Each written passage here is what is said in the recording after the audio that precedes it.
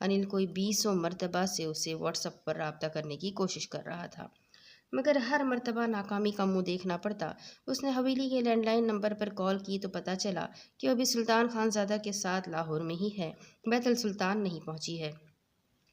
اس کا پارا مزید ہائی ہوا۔ سلطان خان زادہ کو کال ملائی تو انہوں نے صاف بول دیا کہ وہ ان کے پاس نہیں ہے، وہ کسی ضروری کام سے باہر نکلے ہیں، جبکہ پریحا اور دعا زہرا اپنی حویلی میں سیدھا پشاور گئے تھے۔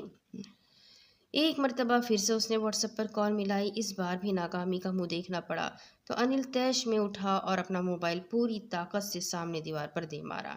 موبائل جھٹکے سے گر کر چکنا چور ہو گیا تھا۔ اس کا غصہ کسی طور پر کنٹرول نہیں ہو پا رہا تھا۔ سمجھتی کیا ہے اپنے آپ کو، وہ یہ سب جان بوجھ کر رہی ہے تو ویرا وارث بیگ مجھے بھی رتی برابر فرق نہیں پڑتا۔ اس نے جلتے کڑتے آفس میں ادھر ادھر چکر لگاتے ہوئے دانت پیس کر سوچا، لیکن آدھے ہی گھنٹے بعد وہ آفس کے لینڈ لائن سے پھر سے اس کا